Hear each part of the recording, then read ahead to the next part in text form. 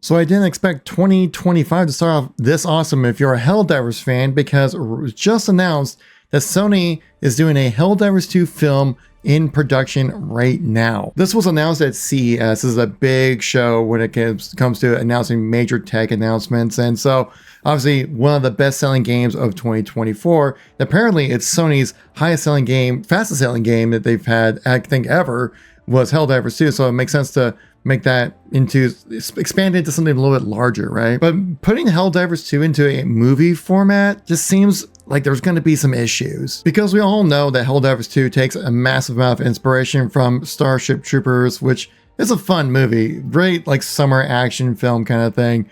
But I'm wondering like how it's going to actually play out with Helldivers 2. I mean, obviously it's a different type of tonality when it comes to Helldivers 2 compared to like Starship Troopers, but on face value, it's people with big guns in armor shooting big bugs. And that's where my biggest concern is if you're gonna try to adapt Helldivers 2 into a movie format, that if you're trying to go like big screen, like nationwide quality movie, which Sony definitely has the resources to do so, it makes you think, okay, well, how are you going to try to differentiate it from Starship Troopers? Because I think anyone who just sees it at surface level value, they'll see like, okay, you're out in space, it's sci-fi shooting bugs with guns.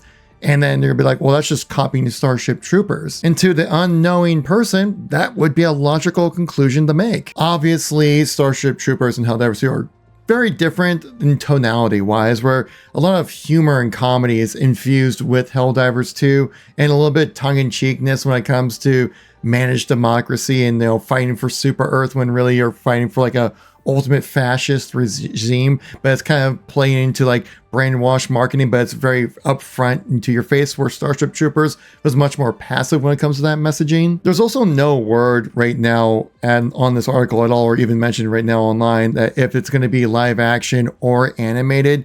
I would have to think for a movie, if you want it to be pretty good, I think you would have to go with animated. I think as a high quality, you know, CGI animated film, I think would be the best way to capture the worlds and the essence of what Helldivers is. I mean, there's even a Starship Troopers actual video game that has been out. People have had a chance to play. Now the gameplay is definitely different. It's much more base building and defense rather than Helldivers 2, where it's kind of more like extraction, open worldy kind of shooter kind of thing. I don't know exactly how to describe it, but there's definitely a difference between the two games, and they can rightfully, you know, can coexist at the same time, because I don't think they try quite capture the same kind of vibe.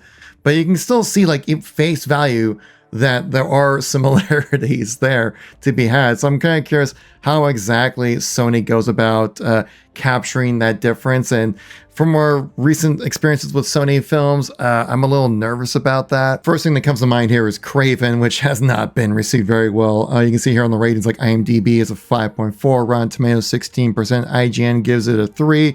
Now Rotten Tomatoes has been a little more favorable, like in the 70s when it comes to rating, but it could be just fan favorites kind of stuff.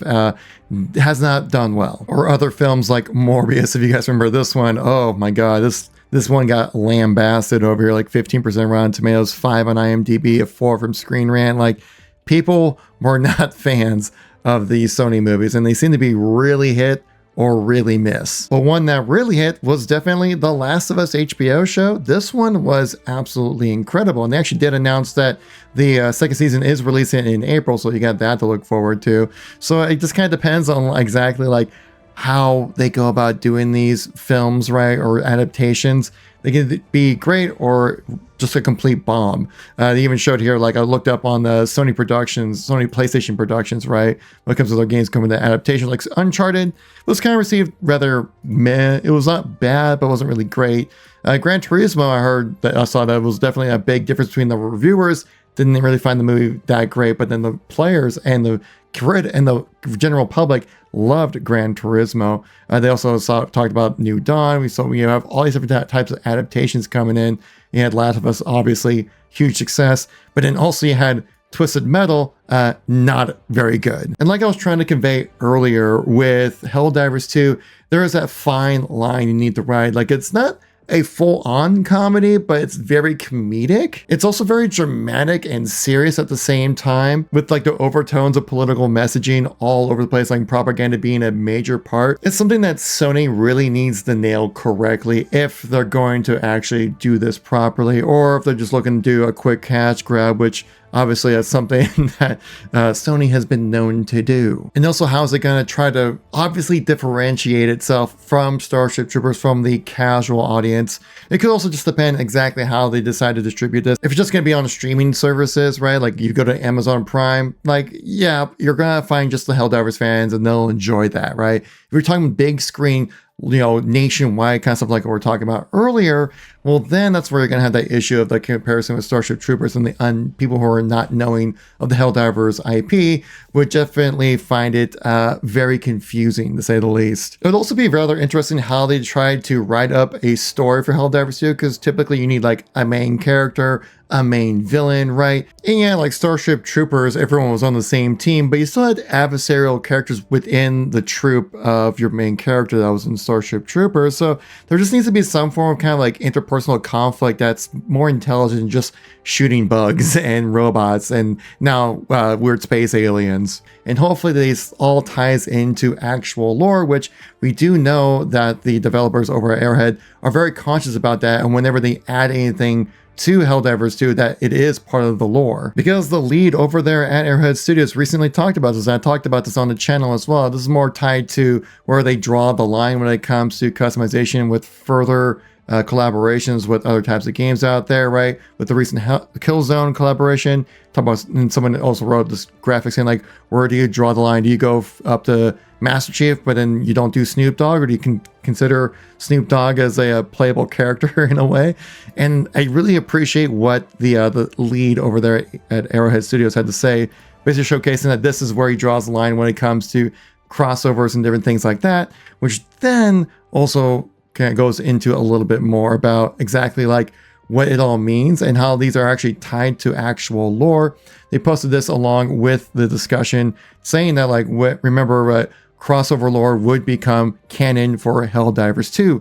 So I would imagine that this would also be part of Helldivers 2 lore if you actually make a full-on productive movie about this game. Unlike some game adaptations that weren't exactly faithful to the source material, this just must be just such a wild ride for the developers over at Arrowhead, going from like a lowly known studio who made a game like almost 9 years ago, 10 years ago now at this point with Helldivers 1, to make Helldivers 2 become a cultural phenomenon, and within a year of the game releasing, you're already having a full-fledged movie based off of your IP. Like, that's wild, dude. But kudos to Sony for hitting the iron while it's hot. Obviously, this was just announced. The news is still hot off the press right now, so there's still a lot of details to figure out exactly what's going to happen with Helldivers 2 with the movie production, and even with the game moving forward as well, and which we'll cover here on the channel, guys. So if you guys enjoyed this type of video, hope you enjoyed, like, maybe even a subscribe, and I'll catch you on the next one.